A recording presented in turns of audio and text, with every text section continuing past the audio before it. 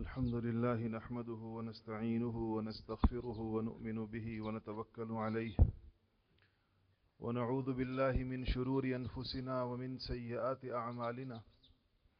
من يهده الله فلا مضل له ومن يضلله فلا هادي له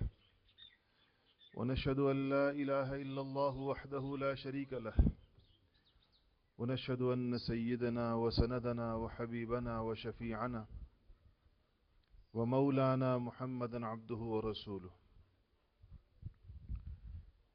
أما بعد فأعوذ بالله من الشيطان الرجيم بسم الله الرحمن الرحيم قال الله سبحانه وتعالى هو الذي أرسل رسوله بالهدى ودين الحق ليظهره على الدين كله وكفى بالله شهيدا صدق الله العظيم درود شریف پڑھیے اللہم صلی علی محمد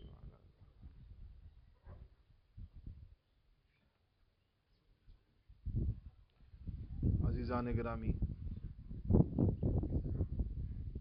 یہ امت آخری امت ہے اور نبی کریم صلی اللہ علیہ وسلم آخری نبی ہیں۔ اس امت کی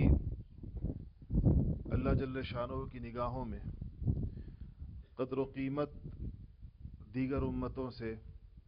آقا علیہ الصلاۃ والسلام کی برکت اور آپ کی اہمیت اور فضیلت کی وجہ سے زیادہ ہے۔ اللہ جل شانہ نے ہمیشہ انسانوں کو ان کی زندگی کا مقصد بتانے اور سمجھانے اور اس قسم کی زندگی گزارنے کے لیے جیسی زندگی اللہ تعالیٰ ان سے چاہتے ہیں، انبیاء علیہم الصلاۃ والسلام کا سلسلہ جاری فرمایا، جس کو ہمارے آقا و مولا محمد مصطفیٰ صلی اللہ علیہ وسلم پہ ختم فرما دیا۔ انبیاء علیہم الصلاۃ والسلام کے سلسلے کے ختم فرما دینے کے بعد بھی قیامت تک اس امت کو ہدایت پر رکھنے کے لیے، نبیوں کے رستے پر رکھنے کے لیے، اللہ جل شانہ کی مرضیات پر چلانے کے لیے، دنیا اور آخرتی کامیابیاں سمیٹنے کے لیے، اور وہ لوگ جو ابھی تک ایمان نہیں لائے ان کے لیے اسوہ اور نمونہ بننے کے لیے اللہ جل شانہ کی جانب سے ہدایت کے متعدد اسباب جاری و ساری ہیں۔ ان اسباب ہدایت میں سے سب سے بڑی چیز جو اس امت کے پاس ہے وہ اللہ تعالیٰ کا کلام قرآن مجید ہے، جو محفوظ ہے اور جیسا آسمانوں سے نازل ہوا ہے ویسا پڑھا جا رہا ہے، پڑھایا جا رہا ہے، یاد کیا جا رہا ہے، سمجھا جا رہا ہے، اس سے احکامات کا استنباط ہو رہا ہے، اس سے زندگی گزارنے کے طریقے سیکھے جا رہے ہیں۔ یہ اس امت کے پاس اتنی بڑی چیز ہے، اس پہ کوئی اور امت اس کی ہمسری نہیں کر سکتی۔ وہ چیزیں ان کے پاس محفوظ نہیں رہیں، نہ اس کے الفاظ محفوظ رہے، نہ اس کا معنی محفوظ رہا، نہ ان انبیاء کی سیرتیں محفوظ رہیں۔ تو اس امت پر اللہ جل شانہ کے احسانات میں سے ایک بہت بڑا احسان یہ ہے کہ اپنا کلام عطا فرمایا، اس کی حفاظت کا ذمہ خود لیا اور اس کو امت میں جاری کر دیا اللہ جل شانہ نے مختلف طریقوں کے ساتھ۔ الحمدللہ وہ آج بھی پڑھا جا رہا ہے، پڑھایا جا رہا ہے، سمجھا جا رہا ہے۔ اسی طرح نبی کریم صلی اللہ علیہ وسلم کی احادیث مبارکہ، آپ کی سنت مطہرہ، آپ کی سیرت طیبہ، یہ اس امت کا دوسرا بڑا اثاثہ ہے۔ اس کی بھی حفاظت کا ایسا عظیم الشان اور ایسا عقلوں کو حیران کر دینے والا نظام اللہ تعالیٰ نے بنایا، اور جس کی وجہ سے آپ کے زبان مبارک سے کہے گئے الفاظ، آپ کے جسم مبارک سے نکلے ہوئے اعمال، آپ کے ہر قسم کے رویے، آپ کا روکنا اور منع کرنا اور بتانا اور کرنا اور نہ کرنا، ایک پورا نظام کمال امانت اور دیانت کے ساتھ، کمال فہم و فراست کے ساتھ محفوظ کر دیا گیا۔ اور محفوظ کا مطلب یہ نہیں کہ کتب خانوں میں محفوظ صرف کر دیا گیا یا کہیں تہخانوں میں محفوظ کر دیا گیا، اس کو چلا دیا گیا۔ وہ علماً بھی محفوظ ہے، وہ عملاً بھی محفوظ ہے، اور اس پر عمل کر کے بھی اس کی حفاظت کی ایک شکل ہے، اور لکھا ہوا بھی وہ محفوظ ہے، اور علماء کے اذہان اور قلوب کے اندر بھی محفوظ ہے۔ حفاظت کی جو جو شکلیں ممکن ہیں ساری اس کے اندر اللہ پاک نے جاری فرما دی۔ یہ اس امت کے دو اتنی بڑی چیزیں ہیں قرآن و سنت کہ اس میں کوئی ان کی ہمسری نہیں کر سکتا. آج چونکہ اس کی قدر و قیمت نہیں ہے تو لوگ اس کے اوپر غم سے پچھاڑے کھاتے ہیں کہ ہم سائنس کے میدان میں پیچھے ہیں یا ٹیکنالوجی کے میدان میں پیچھے ہیں اور اس چیز میں پیچھے ہیں. جو اللہ نے ہمیں نعمتیں دی ہیں اس کے مقابلے میں اتنی بڑی ہیں کہ اگر ہماری کوئی کوتاہی ہے تو وہ انہی دو نعمتوں کی قدردانی میں کوتاہی ہے, اور یہ باقی پھر سارے باقی پیچھے رہ جانے والی کی چیزیں جو ہیں وہ اسی کے نتائج اور ثمرات. اس کو چھوڑ کر نہیں ہے کہ اس کے علاوہ کسی کی طرف ہم ایسی نگاہوں سے دیکھیں. خود حدیث شریف میں آتا ہے کہ جس کو قرآن دیا گیا ہو اور وہ کسی اور کی طرف اس نعمت کے ہوتے ہوئے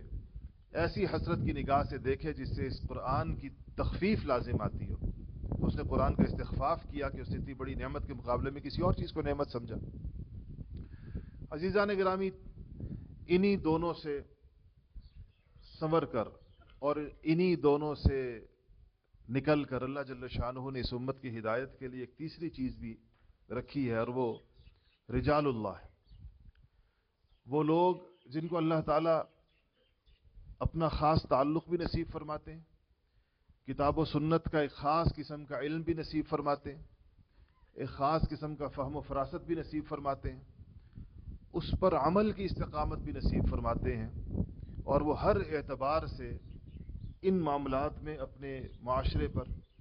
اپنے اس زمانے میں جس زمانے میں وہ رہ رہے ہوتے ہیں اس میں ان کو ایک خاص قسم کا تفوق اللہ تعالیٰ کی طرف سے عطا ہوتا ہے, ایک خاص قسم کی قبولیت عطا ہوتی ہے. قدرت فیصلہ کر لیتی ہے کہ ان کے ذریعے سے اللہ تعالیٰ دین کو زندہ کرتے ہیں. ان کو دیکھ دیکھ کر لوگوں کے اعمال درست ہوتے ہیں, لوگوں کے عقائد درست ہوتے ہیں, لوگوں کے خیالات درست ہوتے ہیں, نظریات درست ہوتے ہیں, معمولات درست ہوتے ہیں, زندگی کی ترجیحات درست ہوتی ہیں, میلانات درست ہوتے ہیں, جذبات کی اصلاح ہوتی ہے, اخلاق کی اصلاح ہوتی ہے, معاشرت کی اصلاح ہوتی ہے. یہ اللہ جل شانہ کا انتخاب ہوتا ہے, اور اس میں جو اللہ پاک کا طریقہ ہے, جو سنت اللہ ہے, جو اس پہ چلتا ہے, اللہ جل شانہ اس کو یہ نعمت عطا فرماتے ہیں. اور اس نعمت سے بڑی دنیا کی نعمتوں میں کوئی اور نعمت نہیں کہی جا سکتی کہ جس کو اللہ جل شانہ اس کے لیے منتخب فرما لے, جس کا انتخاب اللہ پاک اس کام کے لیے کر لے کہ وہ انبیاء علیہ الصلوۃ والسلام کے حقیقی وارث, اللہ تعالیٰ کے صحیح معنوں کے اندر بندے اور انسانیت کے لیے ہدایت کے چراغ بن جائیں. ان کو دیکھ کر, ان کی صحبت میں رہ کر, ان کی تعلیمات کو سن کر, ان کے ساتھ ان کے اخلاق اور چیزوں کو دیکھ کر لوگوں کو اللہ جل شانہ ہدایت نصیب فرما دیں, لوگوں کی زندگیاں بدل جائیں اور پلٹ جائیں. اس سے بڑی خیر کی چیز اور کسی کے لیے کیا ہو سکتی ہے؟ یہ اللہ تعالیٰ کا بہت بڑا انعام اپنے خصوصی بندوں پر ہوتا ہے. اور پھر باقی لوگوں کو اللہ تعالیٰ کا حکم یہ ہے کہ جب ایسے لوگ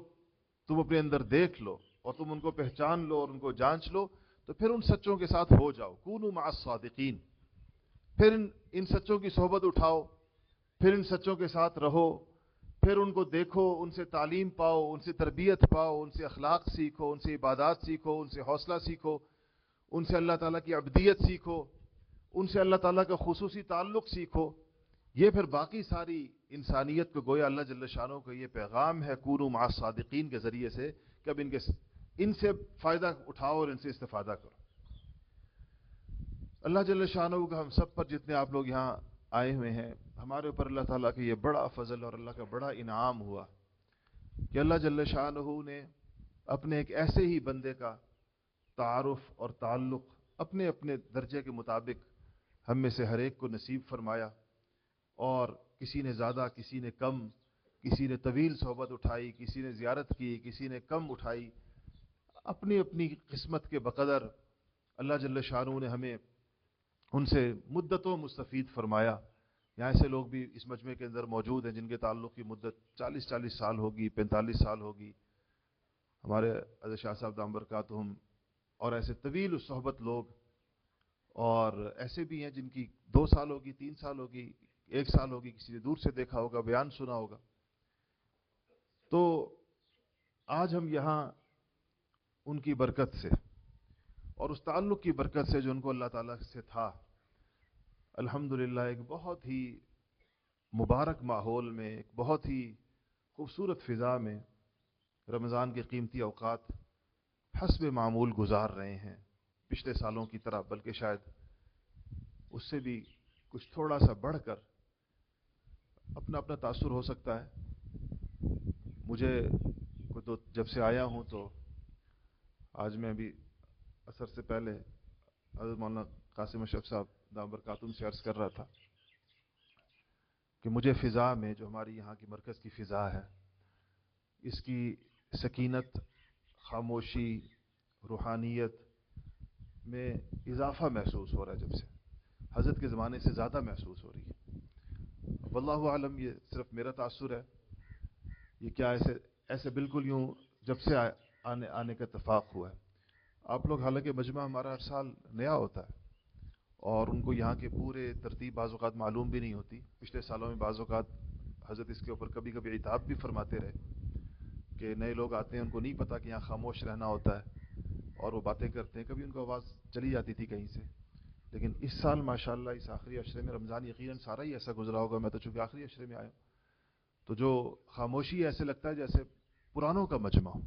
और सारों को यहाँ के पूरे अदब, आदाब और यहाँ के उसूल और ज़वाबित और क़वाइद मालूम हो। तो हज़रत की करामत ही है सारी। हम तो करामातुल औलिया के कायल हैं, फिल हयात व बादल ममात दोनों कायल हैं। तो वो करामत है और उसी के असरात और नताइज हैं, और ये उनके उस दर्द दिल के समरात हैं जो उनको इस पे, पता नहीं यहाँ आप हजरात को सुनाया गया या नहीं सुनाया गया, लेकिन मेरा दिल चाहता है किसी वक्त के अंदर जो हज़रत की 20 तारीख को, 20 दिसंबर को, बुध के दिन यहाँ जो 17-18 मिनट की बात हुई थी, वो अगर स्पीकर पे किसी वक्त लगाई जाए, आप सारे लोग उसको सुने, तो उससे आपको अंदाज़ा होगा कि जैसे अल्लाह जल्ल शानो की आखिरी कलिमात होता है कि बज़ाहिर से इतनी ज़्यादा उसमें आवाज़ ठीक है, काफ़ी हद तक ठीक है। उसके बाद वाले बयान में आवाज़ बहुत कमज़ोर है, लेकिन जो 20 तारीख वाला बयान है उसमें 17-18 मिनट की बात है, उसमें काफ़ी हद तक आवाज़ में ज़ौफ़ तो है लेकिन बहुत साफ समझ में आती है। उसमें भी सारा आप देखें तो इस बात के ऊपर खुशी का इजहार है कि मैं इतने असफ़ार में रहा और मैं पंजाब भी गया और मैं कराची भी गया और वापस आया, और उससे पहले के 2 साल का जिक्र किया कि 2 साल पहले मैं अफ्रीका भी गया था। तो मेरे लिए इतनी इत्मीनान की और खुशी की बात यह है कि यहाँ मरकज़ में मामूलात हिले नहीं अपनी जगह से, कोई चीज़ अपनी जगह से हिली नहीं, कोई फ़र्क नहीं आया किसी चीज़ के अंदर। तो अपनी वफ़ात से 9 दिन पहले का बयान है, 29 को हज़रत का विसाल हुआ, ये 20 तारीख का बयान है, 8 दिन पहले का।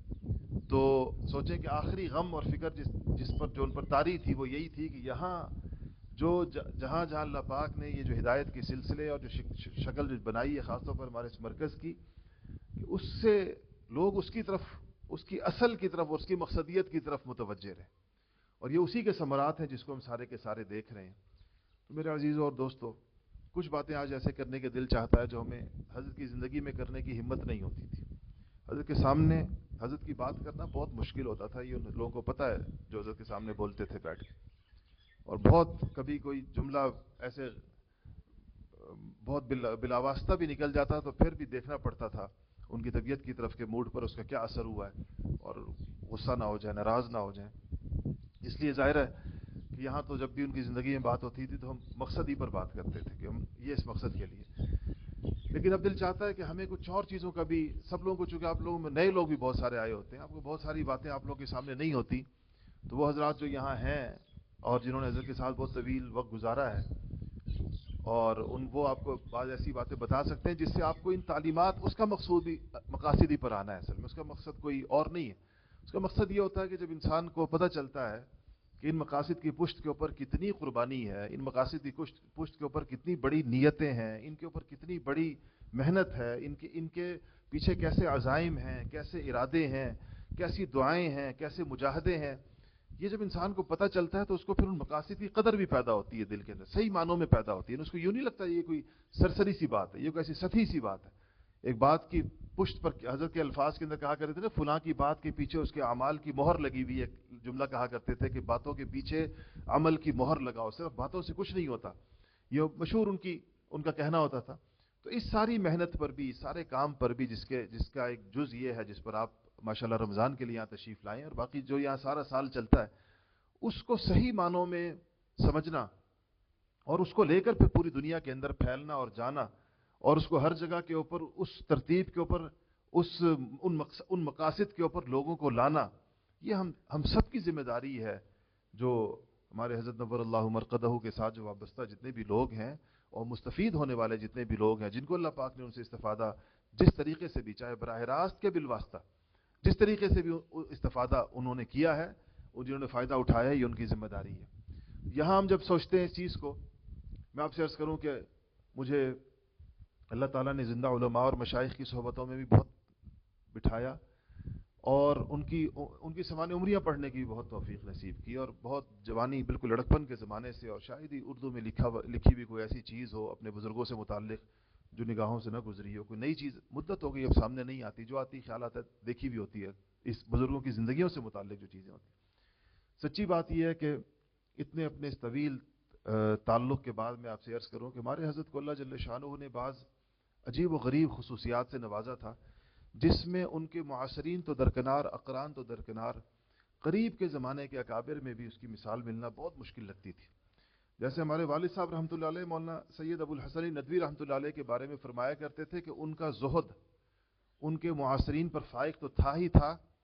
تو ان کے قریب کے ان سے جو بڑے لوگ تھے ان سے بھی زیادہ تھا، کہ اپنے اکابر سے بھی بات سے زیادہ تھا۔ تو میں نے پوچھا کہ اس سے کیا مطلب ہے؟ میں طالب علم تھا بالکل ابتدائی، تو مجھے نہیں سمجھ میں آیا کہ ایک بندہ اپنے اکابر سے زیادہ کیسے ہو سکتا ہے، یہ نہیں سمجھ بات۔ میں نے ان سے زیادہ، میں نے مطلب مثلاً ان سے پوچھا ہمارے اکابر میں سے کس سے زیادہ تھا؟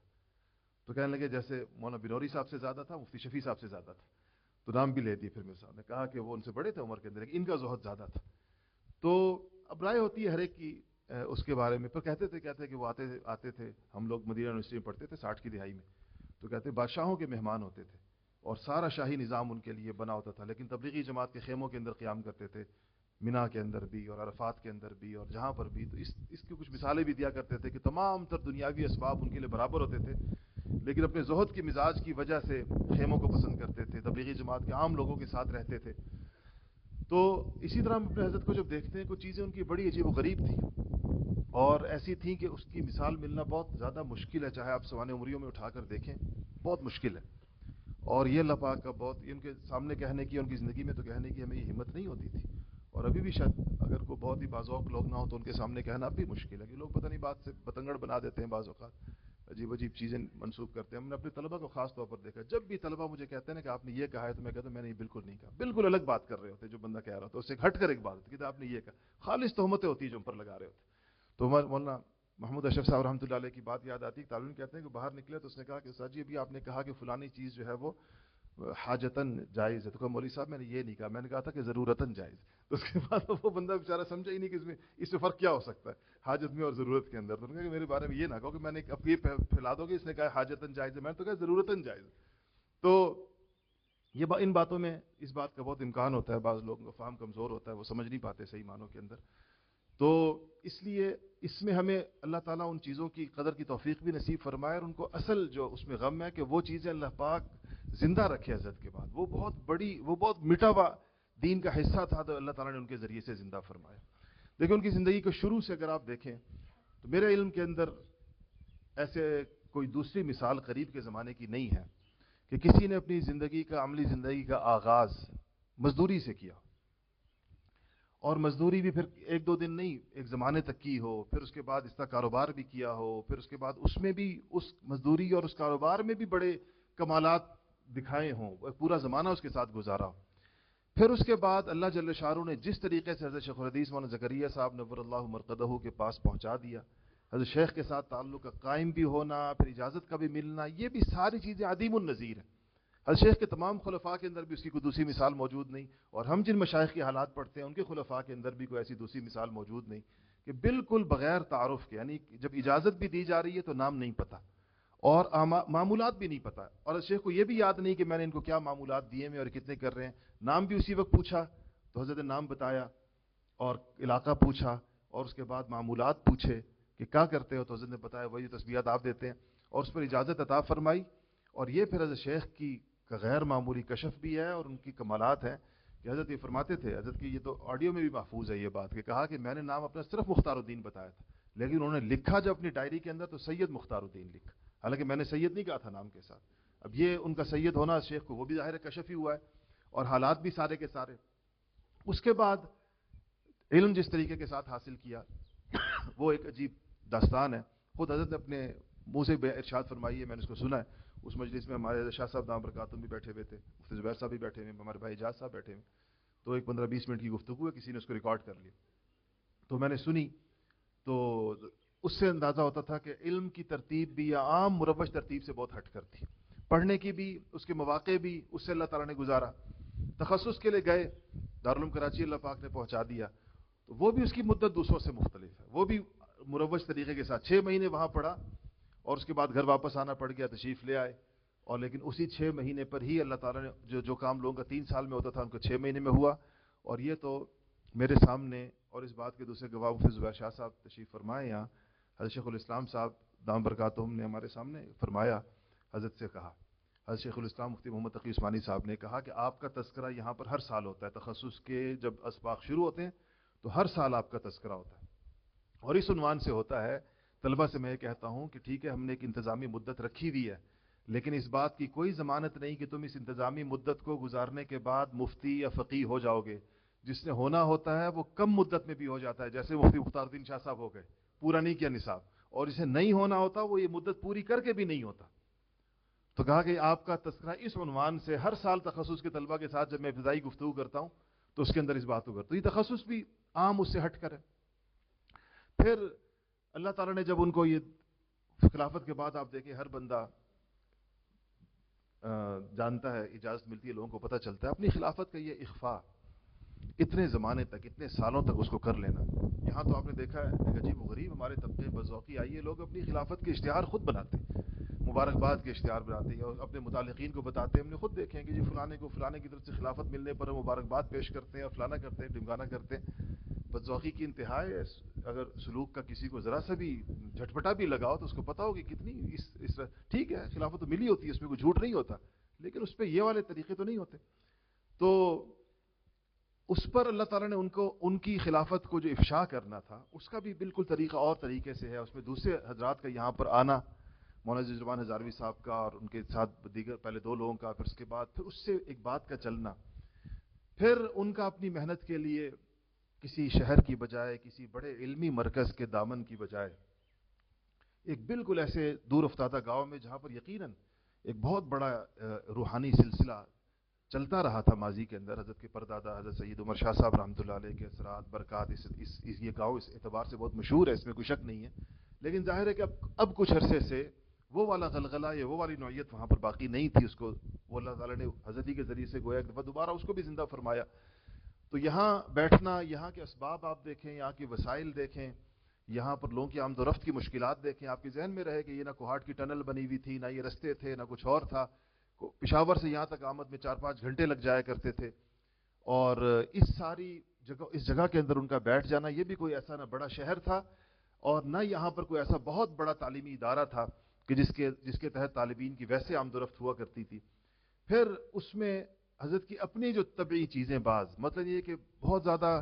زبان کی فصاحت اور بلاغت اور اپنی بات سمجھانے کے اوپر وہ قدرت نہیں تھی، جو دل کے اندر جو بات ہوتی تھی اس کو کرنے کے اندر آسانی نہیں تھی. بالکل اس معاملے میں عین مولانا الیاس صاحب رحمۃ اللہ علیہ والا معاملہ تھا. مولانا الیاس صاحب کے سوانح نگاروں نے لکھا ہے کہ بات چونکہ نہیں کر پاتے تھے جیسے کرنا چاہتے تھے، اور اندر ایک جذبات کا اور ایک علوم کا اور معارف کا ایک طوفان دل کے اندر برپا ہوتا تھا. اور ظاہر ہے اس کے نکلنے کی جگہ زبان ہے، زبان کے اندر قوت نہیں تھی اور تھوڑی لکنت بھی تھی. اور اپنی بات تو کہتے ہیں اس بے بسی کی وجہ سے جب بندہ کچھ کہنا چاہ رہا ہو اور سمجھ رہا ہو کہ میں پوری بات نہیں کر پا رہا، تو مولانا الیاس صاحب رحمۃ اللہ علیہ کے حالات میں آتا ہے کہ مخاطب کا ہاتھ پکڑ کے پھوٹ پھوٹ کے رو پڑتے تھے کہ میں جو کہنا چاہ رہا ہوں میں نہیں کہہ پا رہا تمہیں پوری طور پر.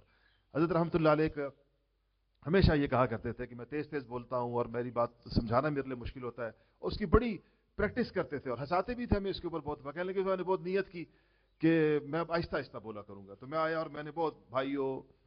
اور دوستوں اس طرح ٹھہر ٹھہر کے بولنا شروع کیا. اتنی مشکل سے میں نے وہ بیان ختم کیا. کہتے ہیں میں نے ختم کیا تو مولانا فضل حکیم صاحب نے کہا یہ آپ نے کیا ڈرامہ بازی شروع کی ہے. تو کہتے ہیں میری ساری کوشش جو ہے نا وہ 1-2 جملوں کے اندر اڑا کے رکھ دی. میں نے اتنی مصیبت کے ساتھ آہستہ آہستہ کر کے ایک بیان پورا کیا تھا. تو یہ مجھے کہنے لگے کہ ڈرامہ بازی آپ اسی طرح بولے جیسے آپ بیان کرتے ہیں. کہتے ہیں ہمیں تو اتنا مشکل لگ رہا تھا آپ کو سننا.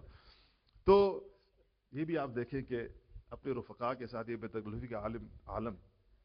کیا کسی اور جگہ کوئی مرید اور خلیفہ اپنے شیخ کو ایسے کہہ سکتا؟ یہ حضرت کی بالکل ایک عجیب و غریب طبیعت تھی کہ ایسی آزادی اپنے رفقا کو، یہ سنت سے جو ثابت ہوتی ہے نا، سیرت سے، نبی کریم صلی اللہ علیہ وسلم کے ساتھ جو صحابہ کا معاملہ ہوتا تھا، سیدنا عمر فاروق کا معاملہ دیکھیں کیسا ہوتا تھا، کھڑے ہو جاتے تھے، دامن پکڑ لیتے تھے بعضوں کا، کہ آپ یا رسول اللہ آپ یہ نہیں کریں گے. عبداللہ ابن ابی کا جنازہ پڑھانے نہیں دے رہے تھے، آگے سے ہٹ نہیں رہے تھے، نبی کریم صلی اللہ علیہ وسلم مسکرا رہے کہ عمر مجھے پڑھا رہے تو کہتے ہیں یا رسول اللہ آپ نہیں پڑھائیں گے یہ جنازہ، یہ عبداللہ ابن ابی ہے، یہ فلاں نہیں ہے، یا رسول اللہ یہ وہی نہیں ہے، یا رسول اللہ یہ وہی نہیں ہے، یا رسول اللہ وہی نہیں ہے جس نے یہ کیا. آپ نے کہا وہی ہے، پڑھانے دو مجھے جنازہ. تو آج یہ وہ چیزیں جو ہمارے معاشرے سے، دینی طبقے سے نکلی ہیں، ان میں سے ایک یہ بھی ہے کہ یہ جو سیرت کے اندر جس قسم کی آپس کے مراسم کی جو سادگیاں ہیں اور جو اس کی بے تکلفیاں ہیں اور اس کا جو اصلی پن ہے،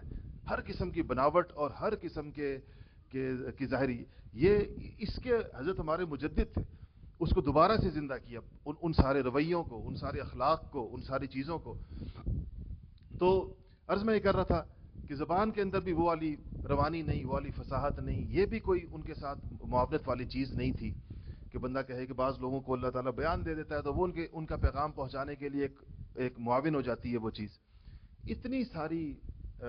مشکلات میں بظاہر ساری کی ساری دیکھیں تو رکاوٹیں ہی رکاوٹیں اور مشکلیں ہی مشکلیں، اس میں اللہ جل شانہ نے ان کو ان کے درد دل کی بنیاد کے اوپر، اور جو ان کے اندر انہوں نے اس پر پورا اس پہ بات فرمائی ہے پوری، وہ محفوظ بھی ہے وہ بات، کہ انہوں نے کہا کہ میں دیکھتا تھا معاشرے کے اندر جو دین جس شکل کے اندر تھا، جہاں جہاں پر بھی تھا، تو میں دیکھتا تھا کہ جس کا خلاصہ یہ الفاظ ان کے یہ نہیں الفاظ آپ میں سے جو سننا چاہیں، جن کو حضرات سنانا چاہیں سنا دیں گے، وہ محفوظ ہے، کہ کہا کہ میں چاروں طرف دیکھتا تھا کہ کس طرح دین کس شکل کے اندر زندہ ہے. تو جو دین کی کمیوں میں جو بیان فرماتے تھے، جس پر ان کا دل کڑتا تھا بہت زیادہ، اس سے یہ تھا کہ لوگوں کے ظاہر و باطن میں فرق ہے. یعنی ہمارے دعوے دین کے ہیں، ظاہری رویے دین کے نہیں ہیں، وہ دین کے مطابق نہیں ہے، اس کو مختلف تعبیرات میں ذکر کرتے ہیں. کہیں پر وہ کہتے ہیں کہ سیاست بازی بہت زیادہ. اب جب وہ لفظ سیاست کہتے ہیں تو اس سے مراد یہ سیاست شرعیہ اور یہ اصطلاحی معنی نہیں ہے اس سے مراد اس کا عرفی معنی ہے. اور سیاست جو ہے عرف کے اندر منافقت کے معنی میں بولی جاتی ہے کہ ظاہراً بندہ اندر کچھ ہو اوپر سے کچھ اور. آپ بھی ہمارے معاشرے میں کہتے ہیں لوگ ایک دوسرے سے، جو کسی کے ساتھ چکر بازی کر رہا ہو کہتے ہیں میرے ساتھ سیاست مت کرو،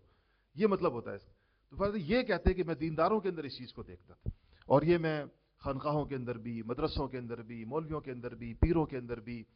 کہ ان کی زندگیوں کے اندر ایک تو یہ کہتے تھے کہ یہ لوگ آپس میں ایک دوسرے کے ساتھ ملتے نہیں ہیں، ایک دوسرے کے دل کھلے نہیں ہوتے ہیں، پھر ایک غیبتیں ہوتی ہیں ایک دوسرے کے ساتھ، یعنی ظاہری مراسم اگر ٹھیک بھی ہیں تو قلبی مراسم ٹھیک نہیں ہیں آپس کے اندر. پھر اسی طرح جو دین کی کمیاں سامنے معاشرے کے اندر آ چکی تھیں اور پورا ایک طرح سے مذہبی طبقہ بھی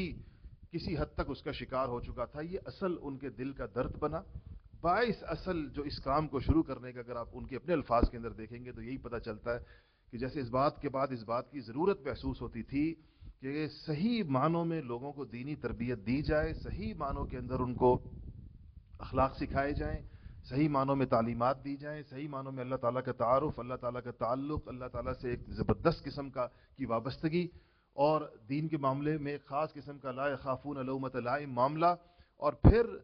اپنی جاہ کو اور اپنی عزتوں کو اور اپنی منصبوں کو لائے بغیر ایک دوسرے کے ساتھ جیسے تعلق ایک مسلمان کا مسلمان کے ساتھ ہونا چاہیے، وہ تعلقات باہم لوگوں کے درمیان پیدا ہوں. یہ اس درد دل نے ان کو اس مرکز کے قیام پر بھی مجبور کیا، اور اسی درد دل نے ان کو پھر اس بات کو لے کر پوری دنیا تک پہنچانے کا اور گھمانے کا اور لے جانے کا، اور اس بات تک کہ لوگ یہاں سے تربیت پا کر اس کی طرف جائیں، یہ اصل باعث بنا. اس میں اللہ تعالیٰ کی مدد کیسی شامل حال ہوئی کہ اس تمام ناموافق ترین صورتحال کے اس ناموافقت کے اندر مخالفت الگ سے گلے لگ گئی، اور ایسی مخالفت لگی. مجھے حضرت کے الفاظ ہیں جو مجھے ارشاد فرمائے. ایک تو فرمایا کہ میری اتنی مخالفت ہوئی ہے کہ یہ الفاظ یہ تھے کہ مجھے لگتا ہے کہ اس امت میں کم لوگوں کی ایسی مخالفت ہوئی ہوگی جتنی میری مخالفت ہوئی، اور ایسی بلا وجہ کی مخالفت تھی کہ بس خالصتاً جیسے کسی کے اعصاب اللہ مضبوط فرما رہے ہوں. وہ اتنی بے سر و پا باتیں ہوتی تھی، سناتے بھی تھے، خود بھی ہنستے تھے، ہم ہنستے بھی تھے، تعجب بھی کرتے تھے. کہتے میرے بارے میں عجیب پروپیگنڈے ہوتے تھے. ایک پروپیگنڈا یہ ہوتا تھا کہ یہ سورہ یاسین نہیں مانتا. اب یہ کوئی ماننے کی بات ہے؟ کوئی انسان، یعنی یہ آپ کسی جاہل ترین آدمی کے بارے میں نہیں کہہ سکتے کہ سورہ یاسین نہیں مانتا. کہتے کہیں میرے بارے میں کہا جاتا تھا، کچھ لوگ کہتے تھے کہ یہ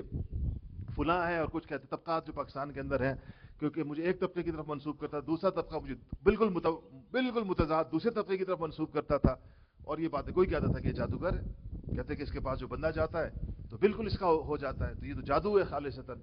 اور تو اس طرح کی کہتے ہیں کہ میں زمانے تک یہ ساری باتیں سنتے رہے، چلتی رہیں، اور یہ خود ایک اللہ کی طرف سے ہوتا ہوگا. اس میں بھی کوئی حکمت ہوگی، اللہ تعالیٰ کی کوئی مصلحت ہوگی اس میں، اور اس سے کوئی فائدہ ہوگا. اور ہم نے وہ دور دیکھا شروع کے اندر جب یہ باتیں زیادہ ہوتی تھیں. اب آخری زمانے میں تو اللہ پاک کا بہت فضل ہوا. آخری سالوں کے اندر تو جیسے اللہ تعالیٰ نے لوگوں کے قلوب بس سب کے ہی سیدھے کر دیے، سب کے ہی سیدھے کر دیے. پھر تو اس کے بعد یہ جو نئے لوگ ہیں انہوں نے نہیں دیکھا وہ دور. تو وہ پھر اللہ پاک کرتا ہے آخر کے اندر. فائنل راؤنڈ تو جو ہے وہ اہل اللہ کے اپنے حق کے اندر ہی ہوتا ہے ہمیشہ. لیکن یہ ساری چیزیں یا ان کی تربیت کا حصہ ہوتی ہوں گی، یا اولیائی تحت قبائی کو اللہ تعالیٰ ان کو پوشیدہ رکھنا چاہتا ہے کچھ زمانے تک. اس کی حکمتیں ہم نہیں جانتے کیا ہوتا ہے اس میں، لیکن یہ بھی ایک ان کو بہت زوردار طریقے کے ساتھ پیش آیا. اس سب کے باوجود آپ دیکھیں، اس سے بھی زیادہ اور بھی چیزیں، بات لمبی ہو جائے گی اس سے، میں کہ کیا کیا آپ رکاوٹوں کی اقسام دیکھیں اور آپ مشکلات کی اقسام دیکھیں، لیکن اس کے درمیان اگر کوئی چیز ان کے حوصلے جو ان کے ساتھ جن لوگوں نے وقت گزارا ہے بتا سکتے ہیں، ان کا غیر معمولی قسم کا عزم، اللہ جل شانہ کے اوپر ایک غیر معمولی قسم کا یقین، پھر اپنے معمولات کے اوپر، اپنی چیزوں کے اوپر ایک عجیب و غریب قسم کی مداومت، حیران کن، وہ ہزار کرامتوں سے افضل قسم کی جو استقامت ہوتی ہے جو بڑے بزرگوں کی کتاب ملتی ہے، اس کا عملی مظہر ان چیزوں کے اندر. اور اس کے بعد پھر صرف یہ نہیں کہ یہ چیزیں معمولات کی حد تک ہونا، اس میں معاشرت کا دین جس طریقے کے ساتھ زندہ کیا. میں اس پر بہت اپنے ساتھیوں سے کہتا ہوں. ہمارے قریب کے زمانے کے بعض مشائخ نے اپنے کاموں کو بہت زیادہ وقت دیا. میں نام نہیں لوں گا، ویسی موازنہ لوگوں کے ذہن میں آ جاتا ہے. اپنے کاموں کو بہت زیادہ وقت دیا، اور ان کو اپنے کاموں میں کامیابی بھی بہت زیادہ ملی ہمارے قریب کے زمانے کے بعض حضرات نے. لیکن ایک چیز ہم نے دیکھی جب قریب سے معاملہ دیکھا، کہ کام یا تحریک یا نظم یا جو بھی کام تھا اس کو تو بہت زیادہ فائدہ ہوا کام، لیکن ان کی گھریلو زندگی اسوہ اور نمونہ نہیں بن سکی. ان کی خاندانی وہ پہلو انہوں نے بند کر دی اپنی زندگی کے. یوں کہہ لیں کہ گھر تھا ہی نہیں سرے سے، خاندان کا بالکل پتہ کاٹ دیا، کیونکہ خاندان کے نہ کوئی وقت تھا، نہ خاندان کی آمد و رفت تھی، نہ خاندان کے ساتھ کوئی تعلق تھا. تو میں سوچا کرتا، حضرت کی زندگی میں سوچا کرتا تھا اس بات کو. میں نے کہا کہ یہ تو اسوہ کامل نہ ہوا،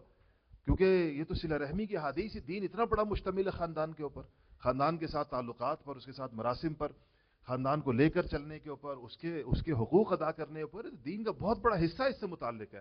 تو اگر کوئی دینی کام بندہ ایسا، چاہے وہ دینی ادارہ ہو، تنظیم ہو، تحریک ہو، بندہ اس کو اتنا اٹھا لے کہ اس میں خاندان قربان ہو جائے، اس کے حقوق قربان ہو جائیں، تو یہ تو شرعاً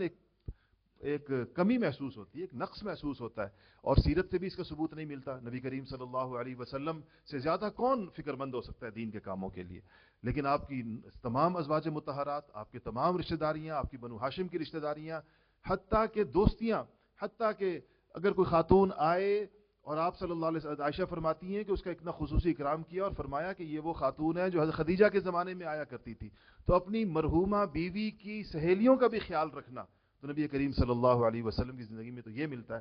اس معاملے میں ہمارے حضرت کا جو اسوہ ہے وہ بہت حیران کن ہے، اور شاید وہ آپ لوگوں کے سامنے کبھی بھی نہیں آیا ہوگا. آپ میں سے جو نئے لوگ ہیں، سوائے یہ جو ہمارے خاص حضرت کے اہل تعلق بیٹھے ہیں، وہ تو اس کی مجھ سے بھی زیادہ تفصیل جانتے ہیں، لیکن جو نیا ہمارا مجمع ہے اس کو نہیں پتا، اس کا توازن اس کو نہیں پتا. یہ جو حضرت اثر کے بعد گھر تشریف لے جاتے تھے، اور مغرب کے بعد جس طرح اپنے بھائیوں کے ساتھ حضرت کا بیٹھنا، اپنے پورے خاندان کے ساتھ بیٹھنا، اور روزانہ ساری زندگی معمول ان کے معاملات، پھر ادھر بیٹھنے کے اندر بھی ایک پیر بن کر نہیں. اور کیونکہ حضرت کے سارے بھائی، پانچوں بھائی حضرت سے بیعت بھی ہیں، اور پانچوں حضرت کے مجاز بھی ہیں، بیٹے بھی سارے بیعت بھی ہیں، مجاز بھی ہیں، چچزاد بھائی بھی بیعت بھی ہیں. اس طرح سارا خاندان کا ایک بہت بڑا حصہ حضرت کا. لیکن ظاہر ہے وہ حضرت ان کے پیر تو ہے ہی ہیں، پھر عمر میں بھی بڑے تھے، بھائیوں میں بھی سب سے بڑے تھے. تو ایک عمر کے بعض لوگ چلے عمر کا بڑے پن کا ایک لحاظ رکھتے ہیں کہ میں بڑا بھائی ہوں، تو بڑے بھائی کے بیٹھنے کا ایک طریقہ ہوتا ہے. پھر اگر وہ بڑا بھائی پیر بھی ہو، پھر وہ بڑا بھائی استاد بھی ہو، اتنی نسبتیں جمع ہو جو اس کے سامنے تو کوئی سانس نہیں لے سکتا. لیکن وہ جو گھر کی مجلس ہوتی تھی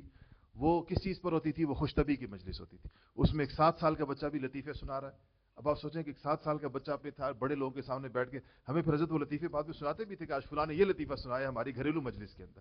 اور بھائیوں کے اندر بھی پھر بھائیوں سے سنتے تھے. اور میں ان مجلسوں کا شریک رہا ہوں بہت دفعہ، کئی دفعہ. حضرت ہمارے لیے کبھی کبھی گھر میں دعوت کیا کرتے تھے، بکرا بھی ذبح کرواتے تھے. اور پھر یہی مجلس مغرب والی جو ہے حضرت کے چچزاد بھائی کا گھر ہے اس کے اندر ہوتی تھی. تو اس میں جو ایک بے تکلفی، اس میں ایک خوش طبعی، اور اس کے اندر ایک اپنے نشاط ذہنی کے لیے یہ شاید سنت کا ایک ایسا سبق تھا جس کی نظیر میرے علم کے اندر پاکستان، ہندوستان، بنگلہ دیش کی شاید پوری مذہبی دنیا میں کہیں اور نہیں ہوگی.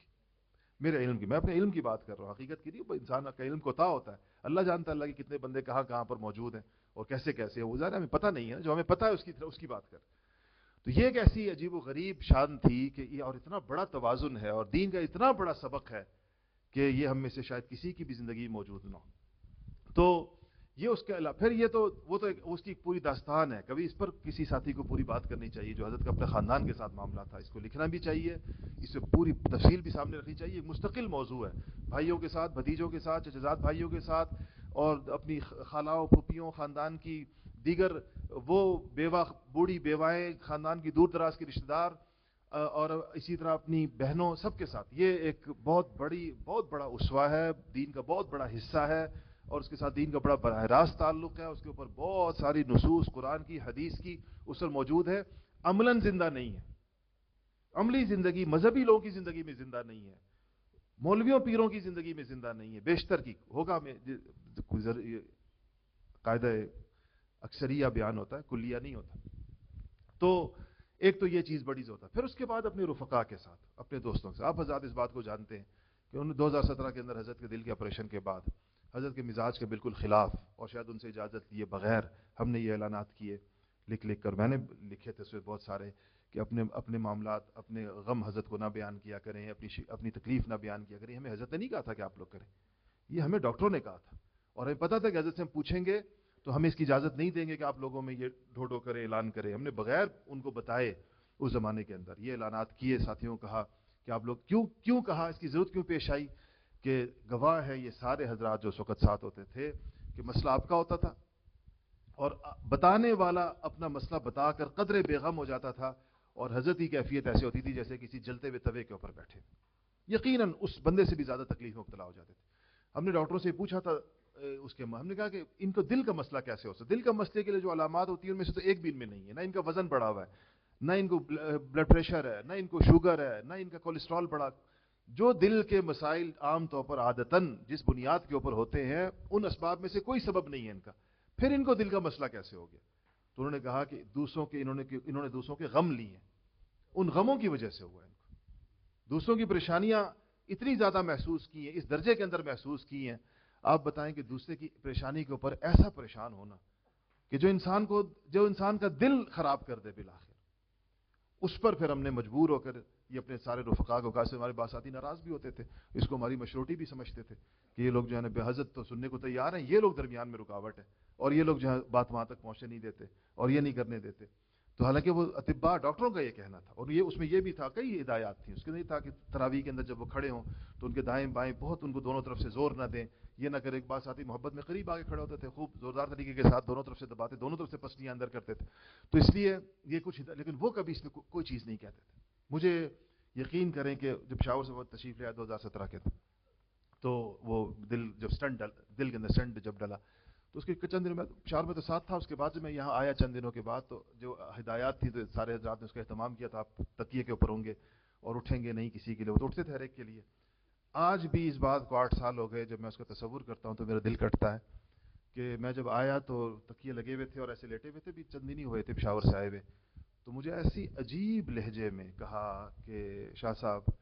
اٹھ نہیں سکتا تمہارے لیے، ان لوگوں نے منع بھی کیا ہوا ہے، ڈاکٹر نے منع کیا ہوا ہے، ہمت بھی نہیں. لیکن اس پر ایسے جیسے کٹ جائے کسی کا دل، اور اتنی بے بسی اور مظلومیت کے ساتھ یہ کہا کہ مجھے نہ وہ وقت بھولتا ہے، نہ وہ کیفیت بھولتی ہے، نہ وہ الفاظ بھولتے ہیں، نہ چہرے کے وہ تاثرات بھولتے. حالانکہ ہم تو ان سے کتنے چھوٹے، ہر لحاظ سے ہمارے لیے ان کا اٹھنا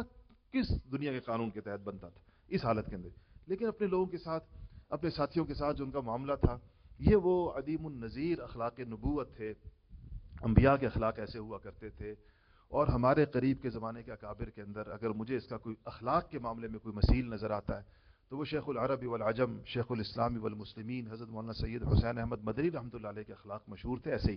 ان کی تواضع، ان کی یہ اخلاق، اپنے چھوٹوں کو بھی اپنا بڑا بنا کے رکھنا، اور ہر ایک کے ساتھ ایسے چلنا کہ اس میں لوگوں کو یہ اشکال ہوتا تھا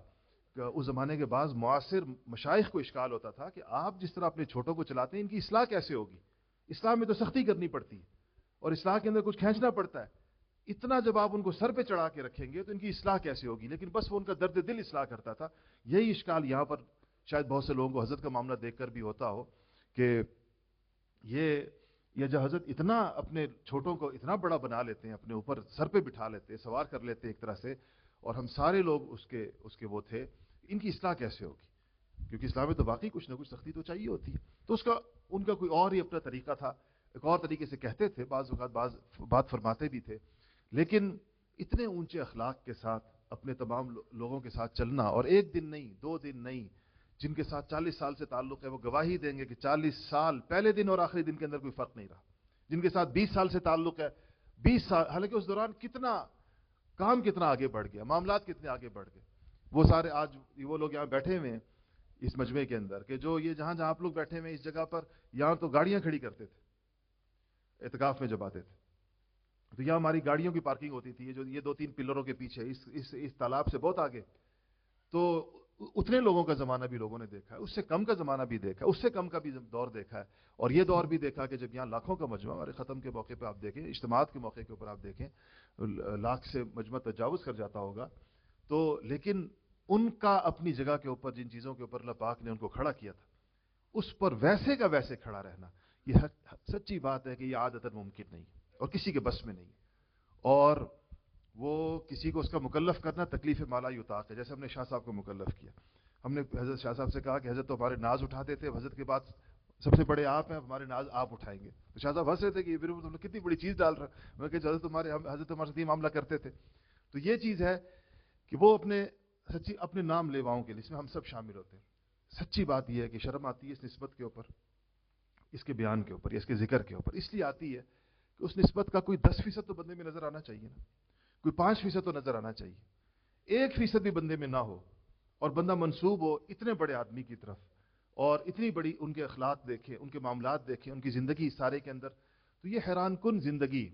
جس کی میں اگر سچی بات ہے کہ اگر بیٹھوں نا اس بیان کو اور میں مرتب طریقے سے کرنا شروع کروں تو میں 50 گھنٹے بھی کر سکتا ہوں. اتنی باتیں اس میں، لیکن ہمیں اس کی مقصدیت کی طرف آنا چاہیے، ہمیں اس بات کی طرف آنا چاہیے جس سے اس کا کوئی نتیجہ نکلے، جس سے ہمیں حقیقتاً فائدہ ہو ساری بات سے. یہ سارے حیران کن شخصیت اپنے ان تمام کمالات کے ساتھ، اپنے ان تمام ممیزات کے ساتھ، اپنے ان تمام اختصاصات کے ساتھ جس چیز کی طرف ہمیں لانا چاہتی تھی، جس میں ہماری کامیابی سمجھتی تھی، جس چیز کو وہ اس امت کی ضرورت سمجھتی تھی، جس چیز کو وہ اس وقت میں کرنے والا کام سمجھتی تھی، یا یہ سمجھتی تھی کہ امت کی اگر نجات کسی چیز میں ہے، اللہ تعالیٰ کی رضا کسی چیز میں، نبی کریم صلی اللہ علیہ وسلم کی آنکھوں کی ٹھنڈک اگر کسی چیز میں ہے، اس پر ہم لوگوں کو آنا چاہیے. اس میں اللہ تعالیٰ سے یہ دعا کرنی چاہیے کہ اللہ تعالیٰ ان کے درد دل کا کوئی حصہ ہمیں حقیقی معنوں میں نصیب فرمائے، اور ان کے اخلاق کا بھی. پھر اس کام، ظاہر بات ہے اس کام کو کرنے کے لیے پھر وہی اطوار بھی چاہیے، اصولاً تو وہی انداز بھی چاہیے، وہی تعلق معلّہ بھی چاہیے، وہی تمام چیزیں ویسی چاہیے جس کا ہمارے اندر شمع بھی نہیں ہے. وہ اللہ جل شانہ سے اول تو ہمیں دعا کے اندر بہت زیادہ مانگنا چاہیے، خوب اس کی دعا کرنی چاہیے کہ اللہ اس کو ہمیں عطا فرما، یا اللہ ہمیں ہماری حیثیت سے بڑھ کے عطا فرما، ہمارے استحقاق سے بڑھ کے عطا فرما، ہر چیز سے بڑھ کے عطا فرما. دوسرا اس کے اندر یہ کرنا چاہیے کہ جو یہاں آپ الحمدللہ جس ترتیب پر چل رہے ہیں، اور جو الحمدللہ حضرت کی کتابوں کی صورت کے اندر اور حضرت کے بیانات کی صورت میں، اللہ کا شکر ہے پچھلے 10-15-20 سالوں کی حضرت کی باتیں محفوظ ہیں بہت زیادہ، بیانات کی شکل میں، تحریرات کی شکل میں، افراد کی شکل میں، ہر شکل کے اندر محفوظ ہے. یہ جن لوگوں نے ان کو دیکھا ہے، جن لوگوں نے ان کے ساتھ وقت گزارا ہے، جو حضرت کے حاضر باش تھے، یہاں کے مستقل جو ساتھی یہاں حضرت کی زندگی کے اندر جو اہم خدمات انجام دیتے رہے، لوگوں کو کوئی ذکر کی تلقین کرتا رہا، حضرت کے ساتھ جو کام حضرت نے جس کے ذمے لگایا ہوا تھا، اس نے اس کو حضرت کے سامنے سال ہر سال کیا ہے، اور اللہ کا شکر ہے کہ حضرت کے سامنے ایک اطمینان کی حالت تک اس کو پہنچایا ہے. ان سب پر جتنے ساتھیوں کے پاس یہاں ذمہ داریاں ہیں، جس قسم کی ذمہ داری ہے، ان سب کے کاموں پر حضرت خوب اطمینان کا اظہار فرما کر گئے ہیں کہ مجھے بہت اطمینان ہے، بہت خوشی ہے کہ بالکل یہ جس طرح وہ چاہتے تھے، اللہ کا فضل ہے. چیز شخصیت سے سب سے بڑی جو یہاں اللہ پاک نے کامیابی عطا فرمائی، وہ یہ عطا فرمائی کہ بات شخصیت سے ایک نظام کی صورت کے اندر ڈھل گئی، اور نظام کی عزت ہمارے پاس ایک پورا نظام، ایک پورا لائحہ عمل، ایک پورا طریقہ کار ایک زندگی گزارنے کا ایک طریقہ، اس کی ترجیحات، اس کا طریقہ کار، اس کو زندگی میں لانے کی صورتیں، وہ ایک منظم شکل کے اندر، ایک عملی شکل کے اندر چھوڑ کر گئے ہیں، جس کا مرکز، جس کا محور، اس کا میدان تو پوری دنیا ہے، لیکن اس کا محور و مرکز ہمارا یہ مرکز دارالایمان و تقوی کربوغا شریف اپنے پورے اعمال کے ساتھ، اللہ کا شکر ہے کہ حضرت کے بعد چل رہا ہے، اور یہ اسی کے اثرات اور ثمرات ہیں کہ آج ہمیں حضرت کی ذاتی کمی، اس سے زیادہ تو کمی کس چیز کی ہو سکتی ہے، وہ تو ہر بندہ جانتا ہے، اس کا تو ذکر کرنا بھی خام خواہ ساتھیوں کو خراب کرنے والی بات ہے، لیکن اس کمی سے ہٹ کر جو حضرت کی ذاتی کمی ہے، وہ تو میں کل مولانا ذوالقرنین صاحب سے کہہ رہا تھا کہ بس کوارٹر تھوڑا سا آگے منتقل ہو گیا، چند قدم آگے چلا گیا،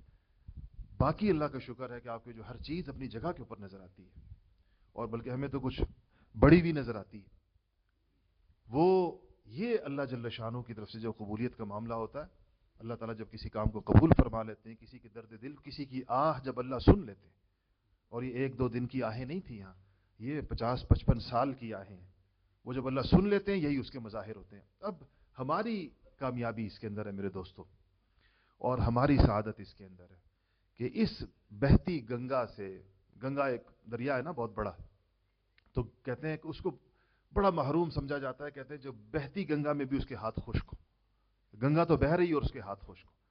تو یہ ایک روحانیت کا، ایک تربیت کا، ایک اس امت کی نشاط ثانیہ کا، ایک اس امت کو دوبارہ اپنے پاؤں پر کھڑا کرنے کا، اور دوبارہ اس دین کو اپنی رونقیں بحال کرنے کا، اور اس دین کو اس کی قوتیں عطا کرنے کا ایک کام ہے جو حضرت چھوڑ کر گئے ہیں۔ اس میں جو اپنے آپ کو جتنا کھپائے گا، جو اپنے آپ کو جتنا لگائے گا ان اصولوں پر، اسی ترتیب پر جیسے حضرت چاہتے تھے، اس پر لگائے گا، وہ اتنا ان کی روحانی توجہات کا مرکز رہے گا، اس کو ان کا روحانی فیض پہنچے گا۔ یہ فیض منقطع نہیں ہوتا، آپ نے بار بار بزرگوں سے سنا ہوگا کہ یہ فیض جانے کے بعد منقطع نہیں ہوتا، بس فیض کو لینے کے لیے یہ ضروری ہے کہ بندے کو اس قلب کے ساتھ، اور بندے کو اس کی محنت کے ساتھ، اس کے درد دل کے ساتھ، بندے کو اس کے ساتھ ایک اس کا کنیکشن ہو۔ کنیکشن نہ ہو تو پھر اس کو فائدہ نہیں ہوتا۔ اس کے لیے آپ حضرات جو چیزیں یہاں سن رہے ہیں، یہ ساری وہی باتیں ہیں، یہ ساری وہی ترتیبات ہیں جو ان کی زندگی کے اندر آپ سنتے رہے، اور وہی لوگ کر رہے ہیں آپ کے ساتھ، سارے کے سارے جو ان کے سامنے کرتے رہے۔ تو ہمیں اب اس کے اوپر عملاً کھڑا ہونا چاہیے، اور عملاً کھڑا ہونے کی صورت یہی ہے کہ یہاں پر آپ حضرات رمضان کے لیے تشریف لائیں ہمارے مجھے، اس بات کو، یہاں کے جو تربیتی نظم ہے جو چلے کی شکل میں، مختلف اوقات کی شکل میں سارا سال یہاں چلتا ہے، یہاں کے ذیلی مراکز جہاں جہاں پر تربیتی نظم چل رہے ہیں، مجالس چل رہی ہیں، جو چیزیں، اس میں اس پوری انسانیت کو، اور اس پوری امت کو، اور اس کے تمام طبقات کو، اس کو خود جڑنے اور عملی نمونہ بننے اور دوسروں کو جوڑنے کے اوپر اپنی توانائیاں صرف کریں، اپنی طاقتیں اور اپنی ہمتیں صرف کریں، اپنے مالی وسائل صرف کریں، اپنے پاس جو کچھ ہے وہ اس کے اوپر لگائیں، اور اللہ جل شانہ سے اس بات کی بڑی امید ہے کہ اس طریقے تربیت سے جو حضرت اس پر، جیسا میں نے عرض کیا کہ یہ الگ الگ موضوعات ہیں، یہ خود ایک مستقل موضوع ہے کہ حضرت کا طریقہ تربیت کیا رہا، اپنے ساتھیوں کو کن چیزوں کے اوپر سب سے زیادہ ان کا اصرار تھا، وہ ان کا اپنے معاصر بزرگوں سے اس میں حضرت کے ذوق میں ایک بڑا فرق تھا، اور ان کے دیکھنے کی چیزیں اور تھیں۔ کسی کو جو وزن کرتے تھے، سمجھتے تھے کہ کوئی بندہ قابل وزن ہو گیا، ابھی اس قابل ہوا ہے کہ دین کا کام کرے، اس میں کیا چیزیں دیکھا کرتے تھے اور کیا چیزیں اس کی خصوصیات ہوتی تھیں۔ یہ چیزیں یہاں آپ سنتے رہیں گے ہمارے ساتھیوں سے، یہ باتیں یہاں چلتی رہیں گی، اس کو آپ غور سے سنیں، اس کو اپنے دل کے اندر اتاریں۔ یہاں جتنی گفتگو ہو رہی ہے ابھی انشاءاللہ 5-6-7 دن باقی ہیں، ان بیانات کو اہمیت کے ساتھ سنیں اور اس کو حضرت کا پیغام سمجھیں۔ حضرت کے پیغامات سچی بات ہے کہ ہمیں مستقل مل رہے ہیں، اس لیے ہمیں اب اس کی ان تعلیمات کو اور جو ان کا عمر بھر کا ایک خلاصہ تھا، ساری عمر غور و فکر کا، اور اپنے قرآن پر جو اللہ نے ان کو قرآن سے تعلق دیا تھا، جو اللہ نے ان کو عمل پر تعلق دیا تھا، اس سے جو نتائج اور استخراجات اور استنباطات ہیں، وہ ہمارے لیے ایک پکی پکائی کھیر ہے، ہمارے لیے ایک پکا پکایا کھانا ہے جس کو صرف ایک ترتیب کے ساتھ کھانا ہے۔ اس کی مشقتیں انہوں نے اٹھا لی، مشقت ہمارے کتنی بڑی، حضرت تھانوی رحمۃ اللہ علیہ ایک جگہ لکھا ہے کہ یہ اعلیٰ درجے کا استاد وہ ہے کہ تاب خود برداشت کرے اور اگلے کو پکی پکائی چیز پیش کرے۔ بالکل یہ معاملہ ہمارے ساتھ حضرت نے فرمایا۔ جب بھی ہم اپنے ذکر کہیں پر بھی کوئی بات آتی ہے، میں اپنے ساتھیوں کو ہمیشہ یہ کہتا ہوں، تو آتے ہیں نا، کوئی کہتا ہے جی فلانی جگہ کہیں ذکر کی مجلس بڑا اثر ہوا، لوگوں پر یہ ہوا وہ ہوا، تو بس میں ایک دم ایک ہی مصرع کہتا ہوں، میں کہتا ہوں یہ سبق کس نے پڑھایا، میں تو اس قابل نہ تھا۔ تو یہ